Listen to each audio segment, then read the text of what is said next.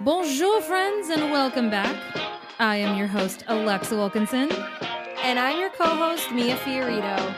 And this is Drink History.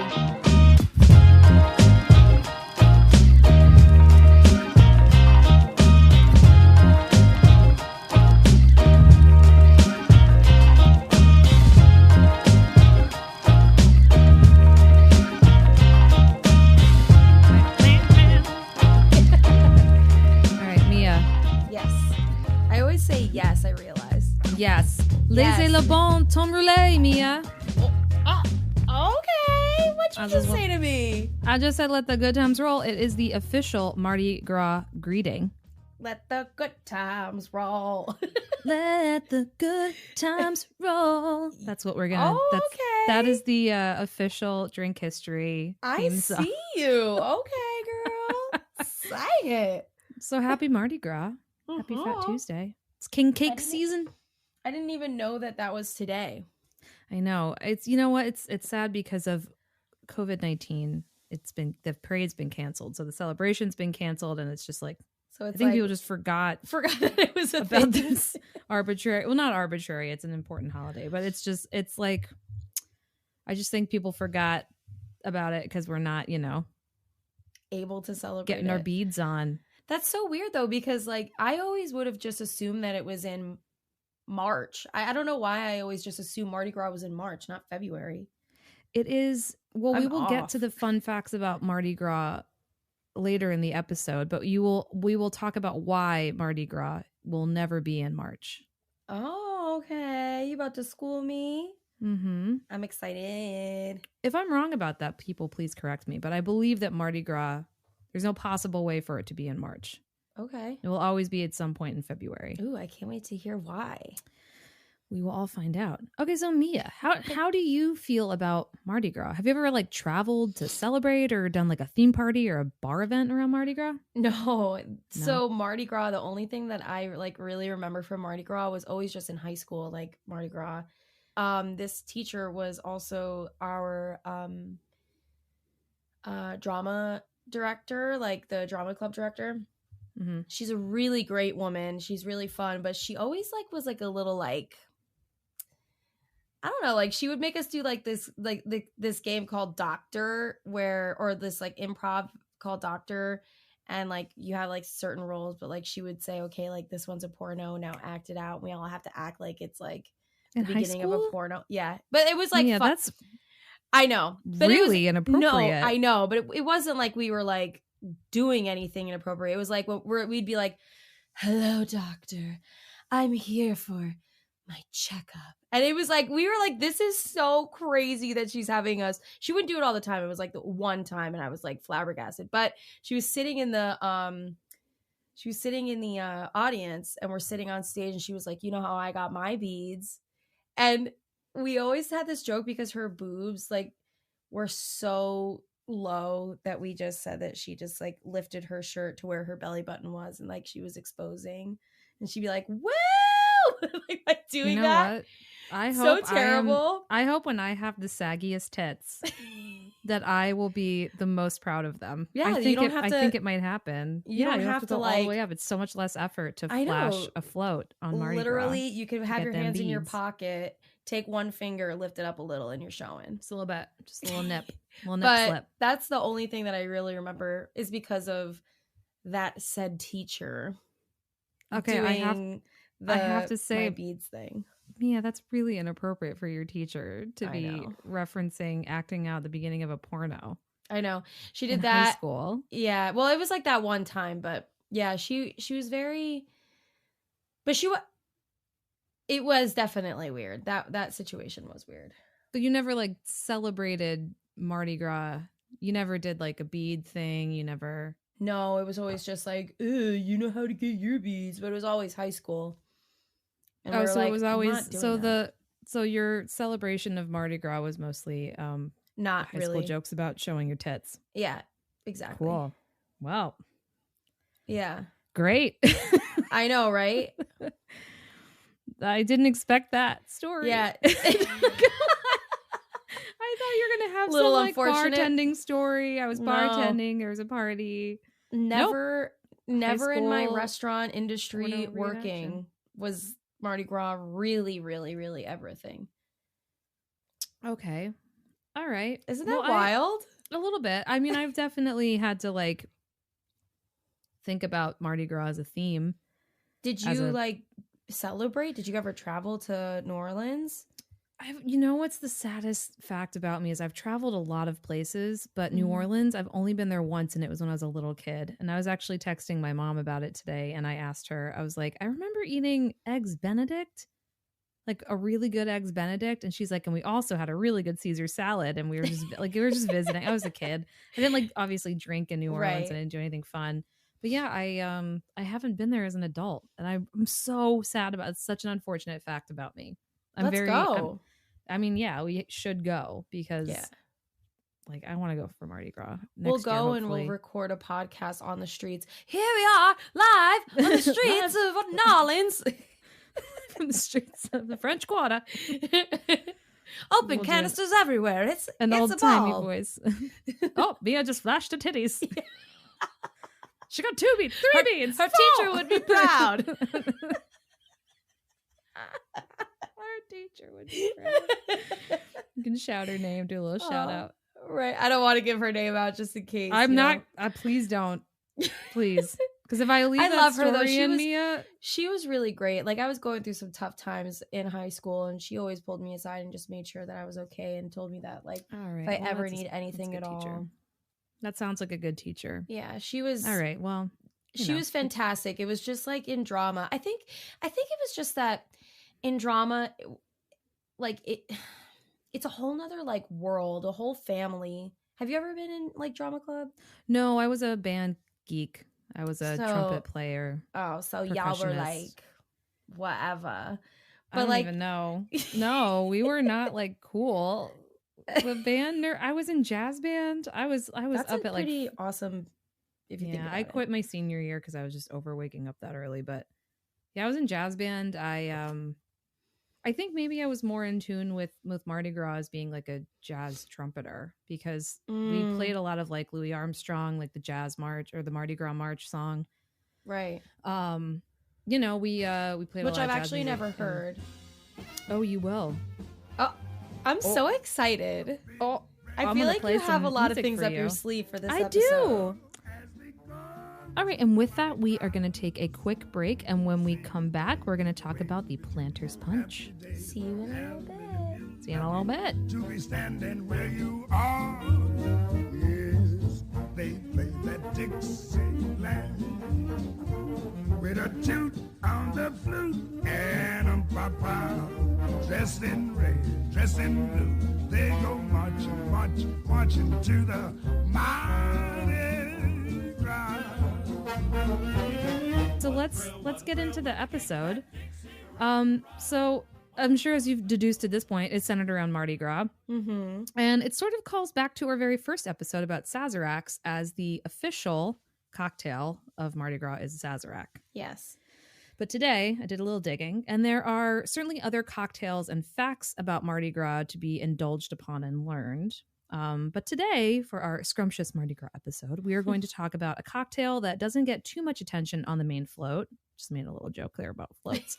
But certainly has a rich past with 1,000,001 recipes and variations. And it's what we're drinking today. And we've actually made our own original recipe. And it's the Planter's Punch. So delicious. That's good. It's very good. It's, you know what okay, so not to spoil the recipe video, but it's going to be a very crazy looking drink. I used a burnt sugar syrup, and it makes the drink like basically black. Mm-hmm. And combined with the black rum, it looks so intense. Like if you were to look at it, you'd think you were drinking Coke. Like Fernet Branca. It looks like Fernet Branca on the rocks or something. It looks like a flat Coca-Cola. It does look like a flat Coca-Cola. It's so like if you can envision dark. that color in your head as a listener with a non-visual podcast, it's very dark. It's like syrupy and dark, but like it's similar really, to like Guinness even. Yeah, it's thick. Like you can't Super see dark. through it. It's very opaque. So it's black rum. I made this concoction of this burnt sugar, dem sugar, a lot of lime juice, nutmeg, allspice, cinnamon, and anise. And I steeped that all together. And then I also did a citrus stock with lime and lemon, like the excess of lime and lemon, the peels and everything that you've juiced. I then steeped it in boiling water and made a citrus stock. And I used that to sort of warm up the concoction and dilute it a little bit, but still adding that acidity. Because the burnt sugar is like, it's burnt and it's bitter, but it's still sweet. So I did that, and then I added a bunch of Angostura bitters. I didn't measure; I just like dumped until I felt.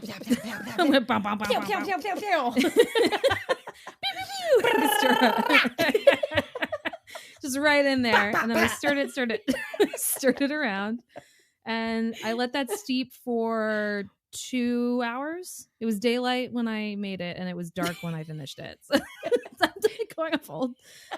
Start in the daytime, end in the night. End in the night. I'm really going into this and like non-measuring night version of mixing cocktails. You are a mixologist. I can't believe it. I don't even measure anymore. I go by like the weight of it in my hand at noon on a Tuesday. Right. What does the moon say? Yeah. Is the wind coming from the west? Maybe 4 more dashes. 4 more dashes. Pew, pew, pew, pew, pew. So I did all that. And then I basically just did equal parts the syrup, the concoction I made, like the secret concoction. It's not secret anymore, but I'm calling it that. And then I used the Black Kraken rum. Yeah, Black Kraken rum. That stuff actually is very good. It's really good. And it's sweet, but it's just, I like just drinking it. It's a good sipping rum. Yeah. I'll give it that. We'll give it that. So before we get into that, let me just say I started off researching by honestly just Googling top 10 Mardi Gras drinks. Like I started there. I started basic. I feel like that's how all of my research starts. Yeah, it's just like, what's the most basic thing I can pop in Google? What's the most popular one? Let me see it. Yeah. And so I went down the list, and it took me to some obvious ones like the Sazerac, the Hurricane, the Vucarret. I'm not saying that right. Vucarret. That sounds like it could be right. Anyway. Sorry. I said some French earlier and I can't even say this word. But when I went down a rabbit hole, it led me to a New York Times article titled What to Drink in New Orleans, Where Cocktail is King. And it's by Dan Saltstein. And it was published in 2016, actually, in March of 2016. So he basically went to a bunch of famous cocktail bars in the French Quarter, and he wound up at this bar called Cain and Table, like Cain and Abel, and he had there a Labatt's Planter's Punch. So that recipe, and I looked at their, I even went into their Instagram and went all the way back to 2016, and it's delicious looking, and it's very clear. It looks nothing like our drink, like literally the opposite. It has 3 kinds of rum, lime, and then it says Caribbean spices. Ooh. And the menu there dates it back to 1694. Labatt was a French-born clergyman, writer, and botanist. So, like we talked about with Estelle Bassi on the first episode, like punch has been around for a while. Like punch has been around for a while. And what I'm actually figuring out is that rum was pretty much the central spirit of most punches. I wonder anyway, why that is. I don't. Yeah. Well, you know what? We're gonna do a rum episode later, but I'm gonna get into sort of like a little bit about rum. And so the Labatt Planter's Punch really intrigued me, and this was by the way, this was before I had decided to do the Planter's Punch. This was before like anything. I was just going down rabbit holes, and I was just is that intrigued like by around this list. Is that around the time that you like texted me that you were going to try and clarify the pineapple juice? Yes. Okay. I tried to clarify some pineapple juice by using pectin, and it did not work. If that worked, I would have been like, wow, that's pretty badass. It would work if I had liquid pectin. But so we're going to get some and we'll do it again. I have to order some now because I have to do it. Yeah, I want to see this happen. Yeah, all it really does is separate the solids from the juice, and so you have a clear pineapple juice instead of. If you've ever taken a can of pineapple juice that's you haven't shook yet, and you pour it, you notice how it's clear. Yeah, And then you get It's to the because bottom. it's all settled. It's all settled. Mhm. So it's just like removing the solids from the pineapple juice. It's not. Oh, okay. It's not that hard. I just didn't have the stuff at home to do, and it was a decision I made on a whim, and I Right. failed at it. It's fine. I just now have a thick, syrupy pineapple juice. Anyway, so this cocktail intrigued me, mostly because when I then searched the cocktail, there was basically no consistent written recipe. Mhm. And in fact, when I searched this cocktail, no one has a set recipe for it. There are some like ingredients that are similar. Lime is the most consistent ingredient and rum, but everyone else makes it completely different. If you were to look it up right now, you'd come up with 1,000,000,001 recipes. Right. Not 1,000,000,000, but a lot. Right. But what I did see, however, is that there is a Louisiana Planter's Punch, which is sort of referenced as the Mardi Gras classic, and it involves a lot of ingredients. It's like dark rum, bourbon, cognac, absinthe, bitters, simple syrup, lemon juice, and club soda, which is a lot. That is a lot. Yeah. But what is a Planter's Punch? Because now I'm stuck on Planter's Punch. Like, what is an actual this one Planter's right Punch? here is Planter's Punch. Right. Kind of anything can be a Planter's Punch. Oh, okay. And so I just made a different style of it. But yeah, like this is a Planter's Punch because it's lime juice, sugar, and rum. Okay.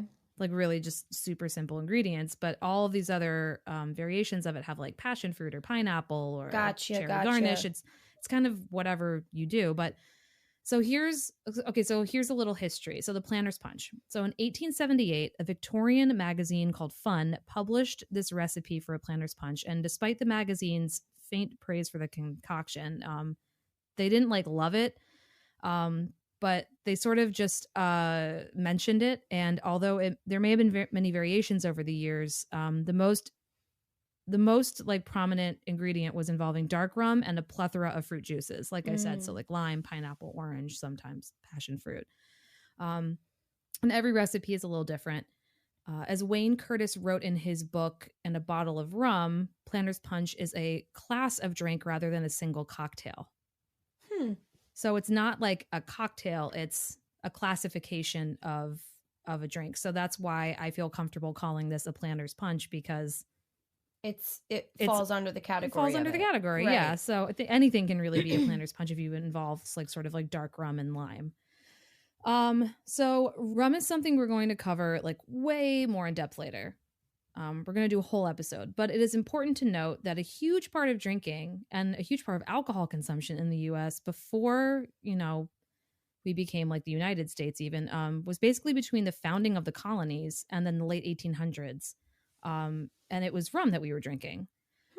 So it's fairly obvious how rum became a staple of many drinks in the so-called cocktail capital of America, which was New Orleans. Right. You remember back in the Sazerac episode, the lore is that, the original cocktail, which is the Sazerac, was started there. But it's obviously not true. But it's like kind of this hint throughout time that, it's this folklore that like New Orleans started the cocktail, therefore it's the cocktail capital of the world. Right, right. Okay, so how did we get from rum to America to the invention of the Planter's Punch? And I'll tell you. I will tell you, Mia. Please do. I'm excited. Pour some knowledge on you.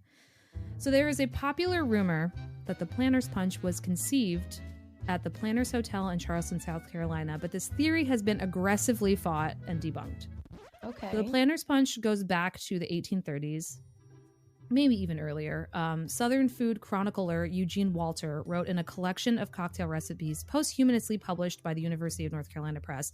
It started as first quality rum blended with lemon or lime juice, but now there are literally hundreds of versions.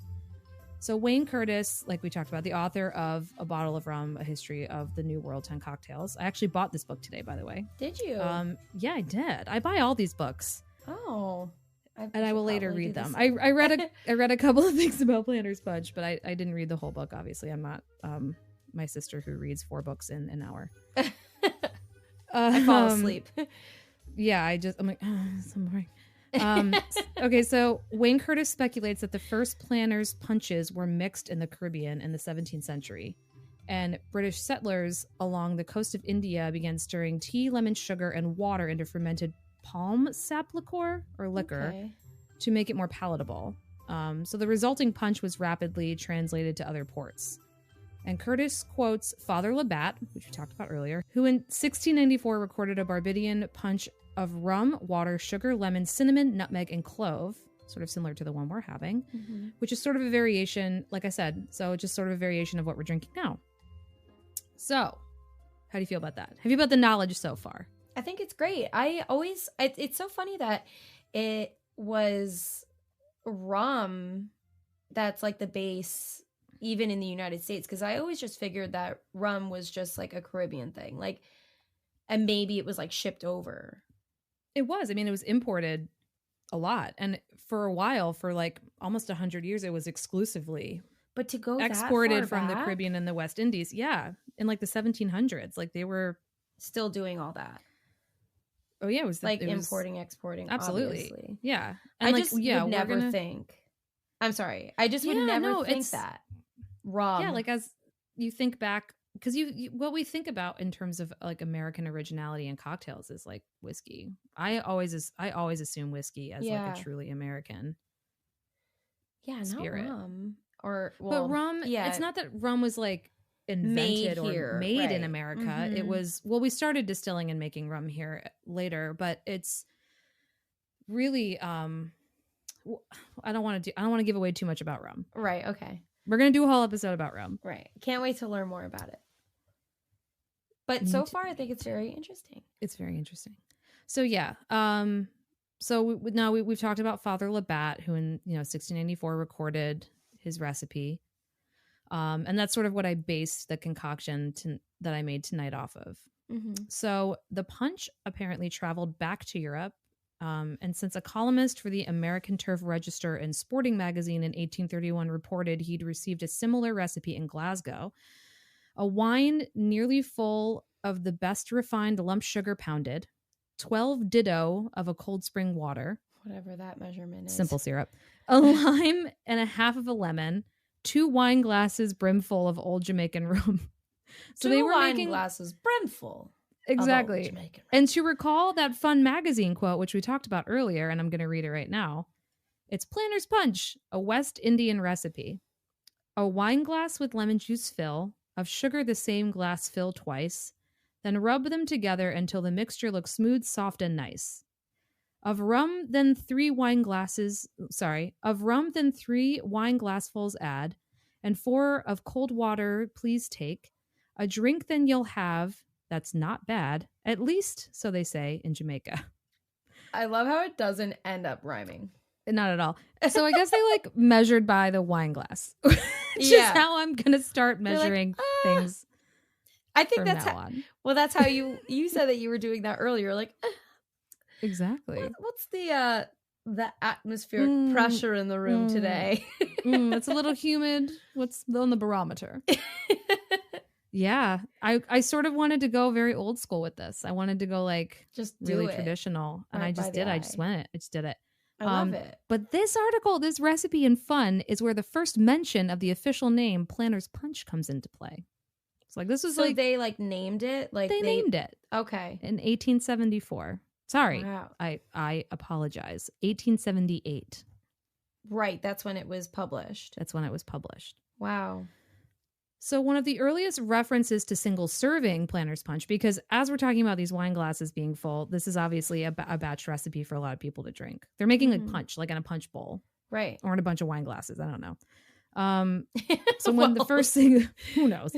In reference to the single serving of the Planter's Punch came in 1906 when the Washington Post recommended a Planter's Punch as one of the simplest concoctions in the world and just the thing for hot weather. So, good for hot weather, right? Good for New Orleans. It's hot most of the time. Maybe not right now. I don't know what the temperature is in New Orleans at the moment. Maybe that's something you could look up.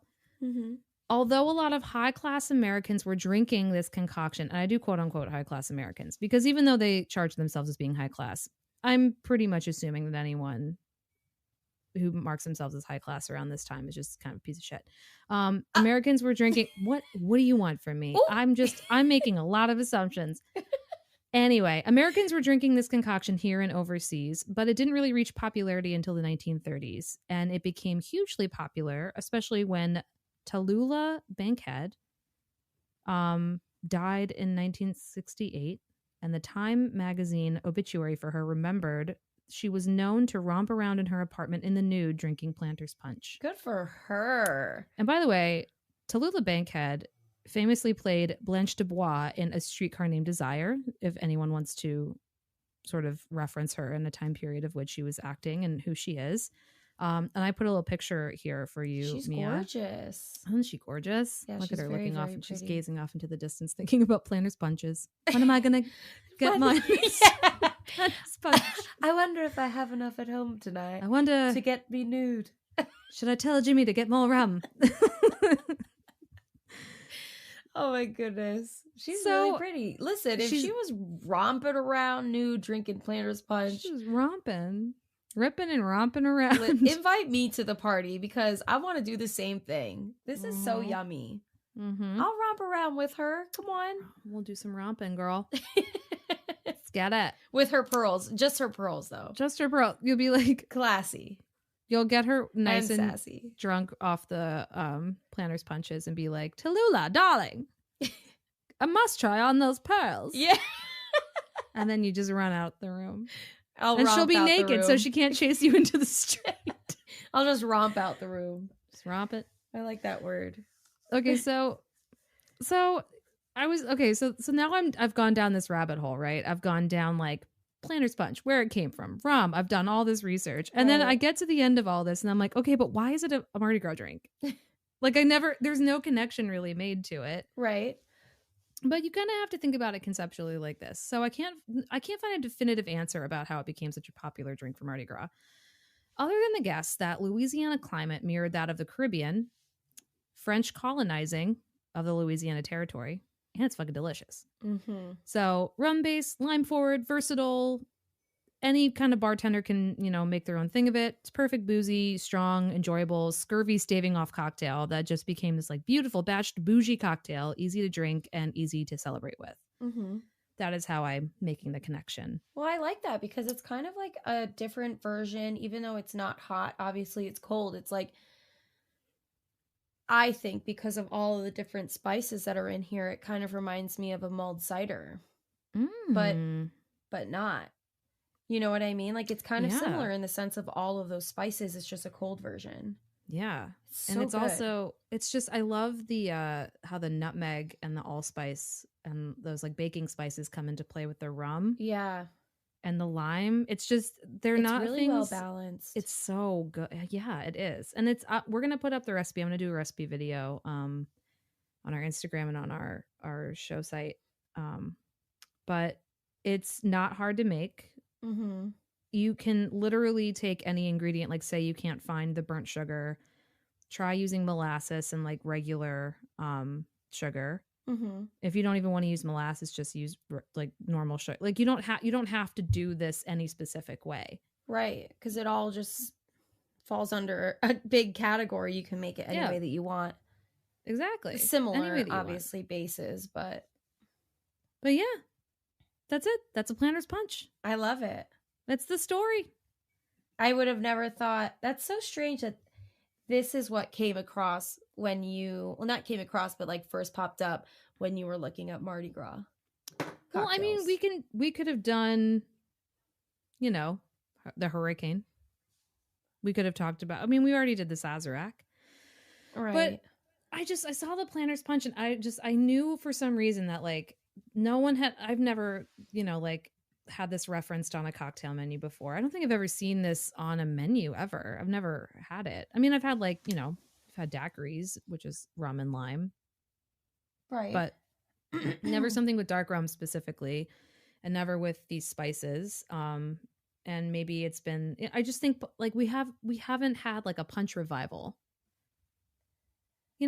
yeah, I actually, in the cocktail world. and I'm surprised that punch actually came up as one of the cocktails because I wouldn't even really. That wouldn't be my first thought. Like that wouldn't be like the first stop that my train would Exactly. land at. Your brain train. Yeah, yeah. Yeah, but I'm happily surprised with it. And I do know, I think the next episode that we have Estelle Bossi back on, I definitely think she'll be excited to talk about punch. So we're going to do a whole episode about rum later. We're going to do a whole episode about punch, but this kind of combines the two and sort of like a nice little marriage of an unexpected cocktail based in dark rum, came out of the Caribbean and the West Indies, up into America, imported for hundreds of years, a huge staple in how people drank, and especially, and they drank in groups, obviously. They're making these like giant punch bowls of it. Finally, by the 1930s, became like a single cocktail that people made, and Tallulah loved it, and then people started drinking it, and I just think it died off a little bit because I think people's obsession with whiskey and rye whiskey and mostly like American-based spirits kind of sort of took over. But yeah, I think rum is incredibly fascinating, and I'm glad that it's a Mardi Gras staple because we were able to talk about it and drink this delicious drink. Yeah. So Mia, Mardi Gras. Let's get in some facts about Mardi Gras. Okay. Hold on. Ooh. I love it. The Mardi Gras March. This like warms my heart. That voice. Mm-hmm.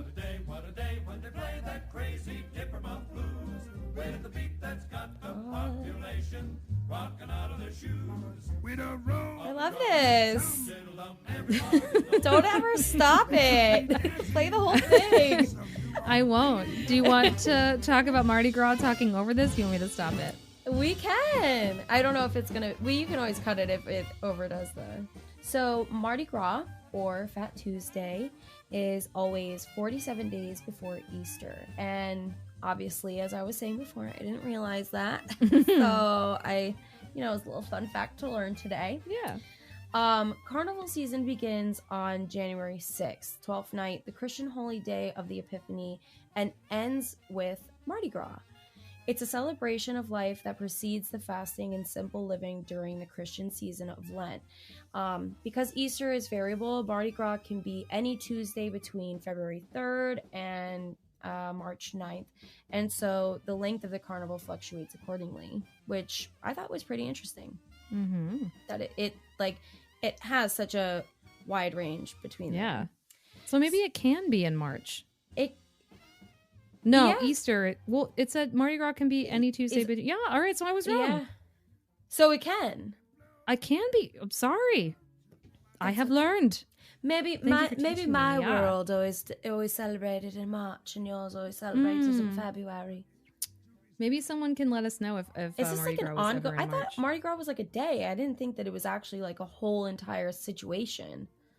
Well, the season like ongoing is ongoing, right? Mardi Gras is the day that it ends. Yeah, heard. It's like a day to like get your booze on before you Lent it up. Let's get it. That's good. That's actually pretty smart then. Let's celebrate before we have to give it all away. Mm-hmm. During the 12-day period leading up to Mardi Gras, nearly 70 parades roll in the area. An 18-float procession of 450-member crew can feature more than 75 units. When you and the band members dance, dance groups, clowns, motorcycles, squadrons, the number of participants often totals more than 3,000 people. Yeah. That's a lot of people in the parade. That's more than Pride. Is it? I don't know. I don't count. I rarely go to the parade. Yeah, I've always wanted to go to it. The one I know I should go. The one thing that I thought was also really cool was that masks were first worn during Mardi Gras so that the people that were wearing them could escape society and class constraints. So like when I was like reading that, it made me think of Romeo and Juliet, like in that one scene. Like it doesn't remind me of like Romeo and Juliet to this whole extent, but I just felt like that one scene where everyone's wearing masks, you don't even know who's who. I mean, that's in any kind of situation when you're wearing a mask, obviously. But yeah, I thought that was really cool. Like, I I want to be Jasmine in the streets, you know. I'm going to put a mask on and be a so-called street rat as the guards would say in the movie. But you know what I mean? Like I know that's a Aladdin. completely different culture, but you know. Yeah, but it's still in the same vein. I Right. gotcha. And when wearing a mask, carnival goers were free to mingle with whatever class they desired, and they keep their reputation untarnished because you know Lovely. there'll be Bob and Mrs. Jolene over there, and if they see Peter talking to Paul, they're gonna Ooh. say, "Hey, don't talk to Paul." Yeah, don't talk to Paul. He's trash. Paul's That's bad not news. right." And freaking Bob. He tried to hook up with Mrs. Jolene over there. Right, exactly. How dare Peter talk to Paul? She married. Now you're tarnished. You may not speak to him. But now Damn with it, those Paul. masks, it's just like so funny. I feel like when someone's wearing a mask and like the extent of how Mardi Gras is or how it's perceived, like those little half face masks, like, come on. You got to know who that is. You know what I mean? Like if you came into the room and you had a mask on, I'd be like, yo, what's good? I know that's you. You know what I mean? You're not really hiding from anyone. No, but I guess it was easier back in the day. People were like, the earth is flat. Well, they're also drinking. They're also drinking so much that I guess wearing a mask, you really could just disappear into the night. Just slink away. Yeah. In your mask. You slink into this darkness. Punch. The planner's punch as dark as you steal the bowl of planner's punch. Run away. You paint your body with it and you're out. All right. Are there any more facts? I do have I have two more. Okay. So in 1872, Rex, the king of Carnival, proclaimed the official colors of Mardi Gras to be purple, green, and gold. While Arthur Hardy believes that they were probably chosen simply because they looked good together, Rex assigned a meaning to the colors in his 1892 parade titled Symbolisms of Color. Sorry, this punch is starting to get to me. I'm slurring my words a little bit. Symbolisms of color. I think I have a mask on, but I can't. That made no sense. Symbolism. So the parade titled Symbolism of Colors. Purple represents justice. Green stands for faith. And gold signifies power. Justice, faith, and power. Which I didn't know that those actually... I thought it was just because they looked good together. I think maybe a little bit of both. Yeah. Yeah.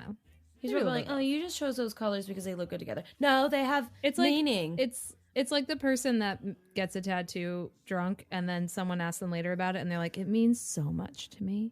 Yeah. This tattoo. And I'm not referencing a real life situation that I was in. At all. Are you? Okay, I went to Ireland when I was a teenager and I got a tattoo and I thought it was really cool. And I had a lot of Guinness that night and I had to come up with some sort of deep meaning behind it. But no one gets to see it. It's in a very private place and it's fine. It's not something the world will ever know about. Really? Or see. Well, that's okay. Mm-hmm. Anyway, that's what it reminds me of. Moving on. Next fact. You said you had two. Yeah, I do. So my last fact is that carnival clubs are chartered as nonprofit entities. They are financed by dues, by the sale of merchandise to the members, and by fundraising projects. Most crews are also actively involved in charitable work. Some are all female, others all male, and families belong for many generations. The crew throws the parade, but not every member participates in the parade. So I think like a lot more wholesome than I imagined Mardi Gras organization to be. Yeah. Maybe not in some sections, you know. Maybe there's like a little naughtiness, as we discussed earlier about movie flashing, but it sounds like it's more of like a traditional family generational celebration. Yeah. I can't wait to go finally one year when all this is over and we can party in person. I definitely think that we should do that soon. Cool. Well, fun learning about Mardi Gras. Yeah. And the Planner's Punch. Sorry that the Planner's Punch is really It's punching me. It's punchy. Really punched me into a. I can't. Mhm. It's good though. No, it's really good. I'm glad I've spaced mine out. I feel like I gave you the cocktail and it wasn't meant to be drunk in one whole glass. Oh but yeah. you managed to put it all in one giant glass. And I'm trying to take my time, but it's so good. It's so good. Great. Awesome. Well, that is our show. Join us next week when we talk about gin and the bee's knees. We're really excited for that episode. It's gonna be the bee's knees. It's gonna be the bee's knees. I'm your host, Alexa Wilkinson. And I'm your co-host, Mia Fiorito. And this is Drink History.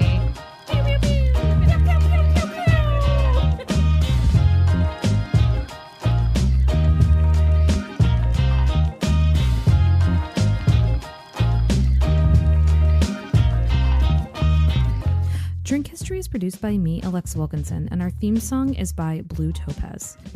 Episodes will be released every Wednesday and distributed by Anchor.fm. Visit drinkhistorypodcast.com for more info and help us out by sharing and rate and listen where all podcasts are available. And also feel free to leave a voicemail on Anchor and let us know how you feel about the show or just any questions or comments for us. We'd love to hear from you. All right, folks, cheers.